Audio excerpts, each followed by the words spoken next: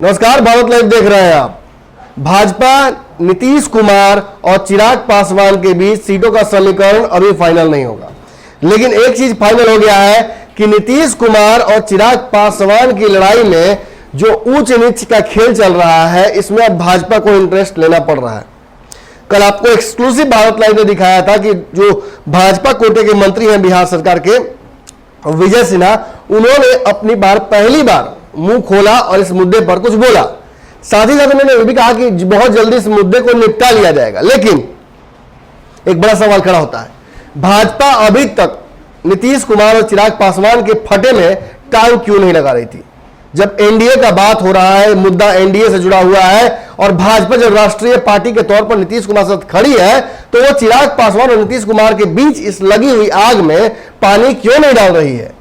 कहीं ना कहीं एक खास वर्ग है बिहार में राजनीतिक समझ रखने वाला, वो ये भी दावा करने लगा था कि नीतीश कुमार और चिराग पासवान के बीच कोई नेचुरल लड़ाई नहीं है, बल्कि ये भाजपा के द्वारा इंसाइट की गई हुई बनावटी लड़ाई है। और इस लड़ाई पर हमारी नजर लगातार बनी हुई थी। हमने आपको शुरू से ही चिराग पासवान के वो सारे एजेंडे बताए जिसके तहत उन्होंने नीतीश कुमार को बिंदुवार एक एक स्तर करते हुए हमला किया था। देखिए, कल हमारे साथ यहां मौजूद भी थे लोजपा के मनेर के जिलाध्यक्ष, उन्होंने भी साफ तौर पर यह बात कह दी थी कि चिराग पासवान साथ में रहते हुए भी कंस्ट्रक्टिव क्रिटिसिज्म करना चाहते हैं, यानी नीतीश कुमार को उनकी कमियां दिखाना मकसद नहीं है, बल्कि उन कमियों में सुधार कराकर नीतीश कुमार को और मजबूत कराना है। लेकिन एक कलयुग है, यहां पे अगर किसी की बुराई आप करते हैं तो सीधे तौर पर आप उसके दुश्मन हो जाते हैं। ये वो जमाना नहीं है कि निंदक नियर राखिए। लेकिन खैर, इन परिस्थितियों के बावजूद एनडीए के सदस्य हैं तो एक साथ तो रहना ही पड़ेगा। लेकिन अब तक सबसे बड़ा सवाल ये खड़ा हो रहा था कि भाजपा आखिर इन दोनों की लड़ाई में कोई भी भूमिका निभा क्यों नहीं रही है सामने आकर। हालांकि पर्दे के पीछे तो ये बात समझ में आ रही थी कि कहीं ना कहीं इन दोनों की लड़ाई के बीच में भाजपा का कोई अंडरस्टैंडिंग हो सकता है, लेकिन छोड़िए, उन चीजों पर हम चर्चा नहीं करेंगे। अब एनडीए में यह बात स्पष्ट हो गया है कि बिहार में भाजपा अपनी दादागिरी चलाएगी और इसको लेकर 22 और 23 अगस्त को एक बड़ा मीटिंग भी भाजपा के द्वारा आयोजित किया गया है। इस मीटिंग में बिहार के चुनाव के एजेंडों को तय किया जाएगा। देवेंद्र फडणवीस, जो कि महाराष्ट्र के पूर्व सीएम है, उनको भी बिहार का पोस्टर बॉय बनाया गया है। आप सोच रहे होंगे कि आखिर ऐसा क्यों हो रहा है, क्योंकि नमन मिश्रा ने आपको बताया था कि सुशांत सिंह राजपूत को भाजपा अपने लिए इस्तेमाल करेगी, यानी मरणोपरांत भी सुशांत सिंह राजपूत भाजपा के काम आएंगे। अब जबकि यह बात स्पष्ट हो गई है कि सुशांत सिंह के मामले में सीबीआई की जांच होगी, तो कहीं ना कहीं महाराष्ट्र कनेक्शन देवेंद्र फडणवीस का है और इन्हें अगर लेकर बिहार में आते हैं और वो कहते हैं कि मौजूदा सरकार जो महाराष्ट्र की है वो सुशांत सिंह राजपूत यानी बिहार के लाल को न्याय नहीं देना चाहती है, तो इस मुद्दे पर भाजपा को बिहार के लोगों का सेंटीमेंट मिल जाएगा। वैसे भी भाजपा को बिहारी सेंटीमेंट और देश के सेंटीमेंट से ही चुनाव जीतना रहता है और इन परिस्थितियों में कहीं ना कहीं फायदा हो सकता है। एक एजेंडा तो ये है, ऐसे कई और एजेंडे हैं जिन पर भाजपा अपने चुनावी रणनीति को बनाना चाह रही है।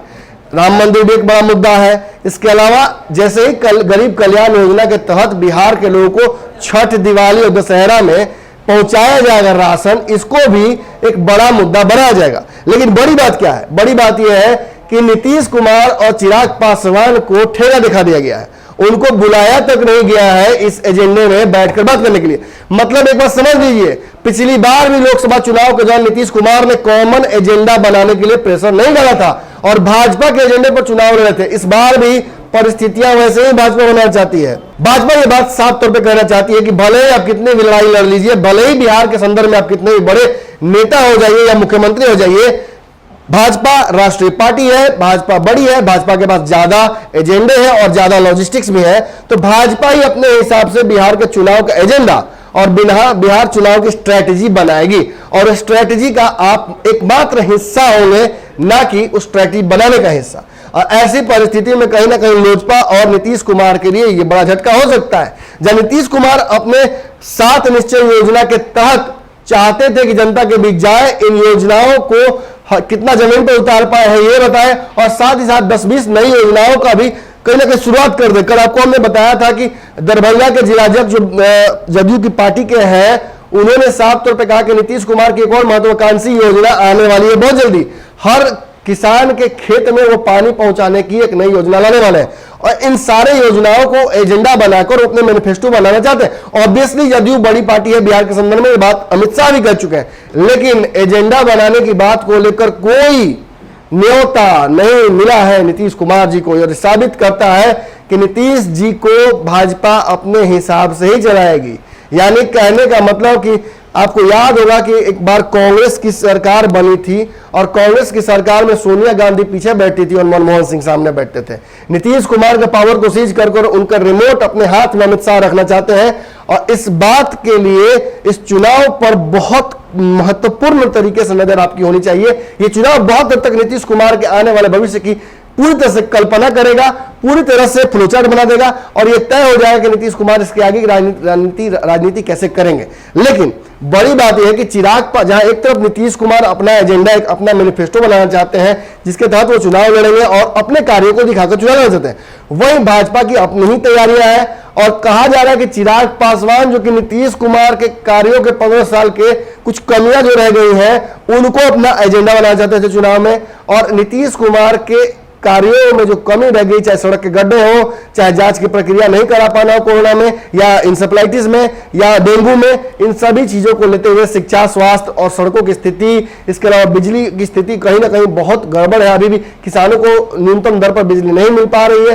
इन सारे मुद्दों को, रोजगार के मुद्दों को अपना एक एजेंडा बनाकर, अपना मैनिफेस्टो बनाकर इसे भाजपा के जो कॉमन एजेंडा हो सकता है, कॉमन मिनिमम प्रोग्राम एनडीए का, उसमें जोड़ना चाहते थे।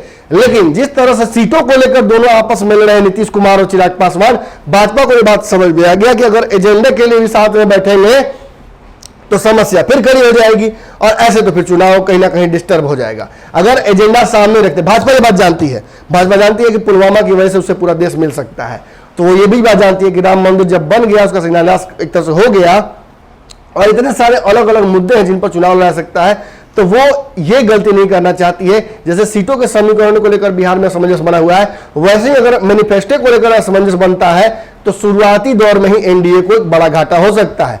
और भले ही बिहार में आपको मैंने कहा था कि नीतीश कुमार को मोहरा बनाया जा रहा है, नीतीश कुमार को सामने रखकर भाजपा अपना कोई अलग ही एजेंडा बिहार में चला रही है और उसके एजेंडे में Nitish Kumar post poll alliance में शायद नहीं है।